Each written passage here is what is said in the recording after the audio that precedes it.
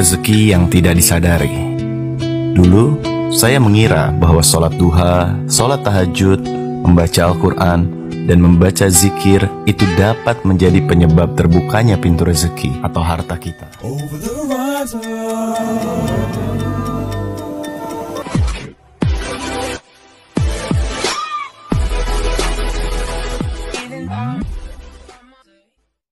Ingat, subscribe itu gratis, nggak ada ruginya. Kamu klik tombol subscribe, guys. Selamat menonton, enjoy.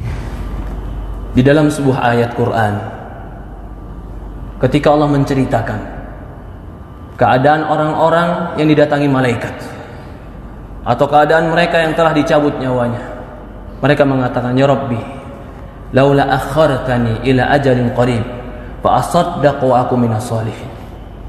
Ya Allah, ketika datang malaikat kepada dia ingin mencabut nyawanya, ketika dia sudah didudukkan dalam kuburannya, ketika itu yang dia minta kepada Allah cuma satu, Rabbi laula akhartani ila ajalin qarib. Ya Allah, kalau seandainya kau berikan aku kesempatan sedikit lagi, berikan aku kesempatan hidup sedikit lagi, fa asaddaqu wa aku minas sholihin, aku akan bersedekah dan aku akan menjadi orang soleh. Dia minta kepada Allah bukan minta bertemu dengan istrinya, dia minta dengan Allah bukan minta dengan hartanya, tapi yang dia minta dengan Allah, ya Allah berikan aku kesempatan hidup sedikit saja. Fa asaddaq, aku akan bersedekah, wa akum minas sholihin, dan aku akan menjadi orang soleh. Yang mereka minta, mereka akan menjadi orang soleh. Yang mereka minta, ya Allah berikan aku waktu untuk tobat. Yang mereka minta, ya Allah berikan aku waktu untuk kembali kepadamu. Yang mereka minta, ya Allah berikan aku waktu untuk menjadi orang yang menegakkan sholat. Apa jawaban Allah? Kalla, tidak akan pernah. Jika telah datang ajaluha, ajalnya, la yastakdimuna sa'atan wa la yastakhirun. Tidak akan pernah diakhirkan walaupun sesaat, dan tidak akan pernah dicepatkan walaupun sesaat. Inilah para ulama mengatakan, kesempatan hidup dalam ibadah itulah kesempatan yang terbaik. Ketika Allah berikan kita usia 30 tahun hidup, maka itu kesempatan yang terbaik. Ketika Allah berikan kita usia 40 tahun hidup, maka itu kesempatan yang sangat besar. Ketika Allah berikan kita kesempatan 50 tahun hidup, apakah tidak ada waktu kita untuk kembali kepada Allah Subhanahu wa taala? Ketika Allah berikan kepada kita kesempatan hidup, maka pergunakan kehidupan kita untuk kembali beramal soleh kepada Allah. Tidak ada yang kekal, tidak ada yang hebat. Sehebat apapun manusia akan dimakan oleh cacing. Tidak ada yang kekal di dunia ini kecuali kematian akan datang kepada kita. Kullu nafsin dha'iqatul maut.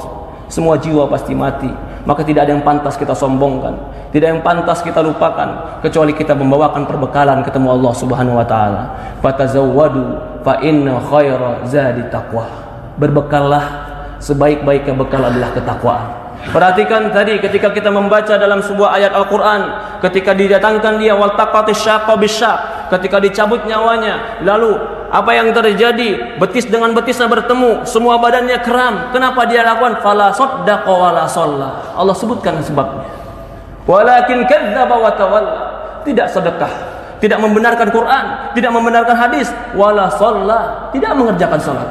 Walakin kadzdzaba wa tawalla, bahkan mendustakan cerita Allah, mendustakan cerita Rasul, wa tawalla, bahkan berpaling ketika diajak kepada Allah dan Rasulnya. Ya ibadallah, ku anfusakum wa ahlikum nara. Jaga diri kita dan keluarga kita dari api neraka. Yang menceritakan ini semua adalah baginda Nabi kita Sayyidina Muhammad sallallahu alaihi wasallam. Shadiqul masduq, yang jujur, yang benar, yang diutus kepada kita untuk mengajarkan kepada kita ilmu agama. Semoga Allah Subhanahu wa taala berkahi kita. Semoga Allah Subhanahu wa taala memberikan kepada kita ketakwaan. Semoga Allah Subhanahu wa taala mematikan kita dalam husnul khatimah. Semoga Allah Subhanahu wa taala memberikan kita kekuatan untuk beramal saleh. Semoga Allah Subhanahu wa taala menolong kita untuk menjadi hamba-hamba yang bertobat. Ada peluang pekerjaan, kejar. Ada peluang materi, kejar. Kenapa akhirat yang ada peluang surga Anda di situ nggak Anda kejar? Bukankah tengah malam itu ada peluang untuk menjemput surga dengan tahajud? Bukankah ketika Anda tahajud ada surga yang telah Allah siapkan di taman surga dengan segala keindahannya? Bukankah ketika menjelang subuh waktu sahar ada ampunan dosa diberikan? Ada pengabulan dari doa yang dipanjatkan? Ada semua doa yang dimintakan langsung dikabulkan? Bukankah istighfar Anda akan memberikan apa yang Anda harapkan seketika Allah kabulkan pada saat itu? Kenapa tidak Anda kejar? Bukankah 2 rakaat sebelum subuh Allah akan berikan lebih daripada dunia dan seisinya? Bukankah duha itu menghilangkan dari musibah yang kita akan hadapi di hari itu? Bukankah sedekah melipat gandakan apa yang kita telah dapatkan? Kenapa tidak Anda kejar? Duhai Anda yang merindukan surga, jangan cuma dirindukan, karena semua orang pun merindukannya. Surga itu tidak dimasuki dengan kerinduan. Surga hanya bisa dimasuki dengan amal saleh dan keimanan.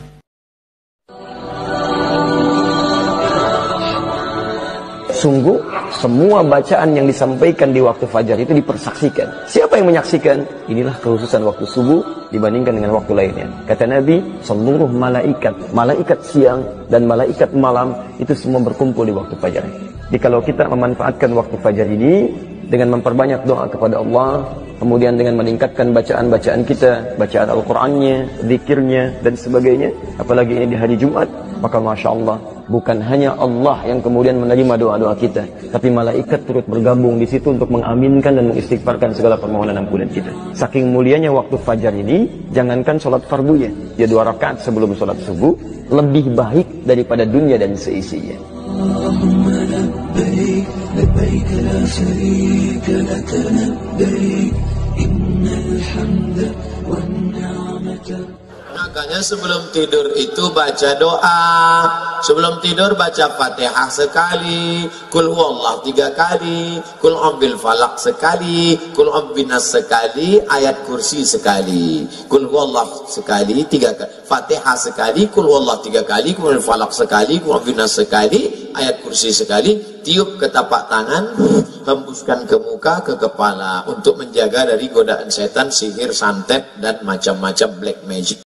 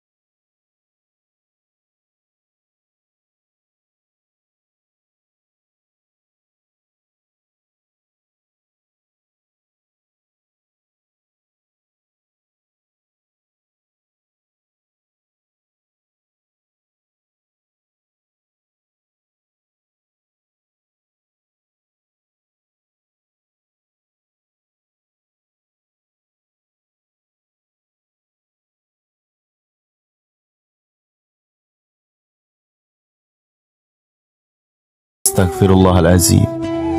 Seperti yang Allah sampaikan di dalam Al-Quran, di dalam surat Al-Hadid, Allah menyampaikan, dan sesungguhnya kehidupan dunia ini tidak lain hanyalah kesenangan yang menipu. Maka mari bersyukur dengan segala jenis rezeki yang pernah Allah berikan kepada kita. Terus dekatkan diri kepada Dia yang Maha Kaya, pencipta alam semesta raya. Hingga kelak, rezeki terbesar kita adalah ketika kita mampu berjumpa dengan Ia yang menciptakan kita, dan juga berjumpa dengan Nabi Muhammad SAW. Doa saya buat sobat hebat semuanya adalah semoga siapapun yang menonton dan mendengar motivasi Islami ini, Allah berikan kelapangan rezeki, kebahagiaan tiada tara di dunia dan kelak di surga bersama dengan orang-orang yang kita cintai. Amin ya rabbal alamin.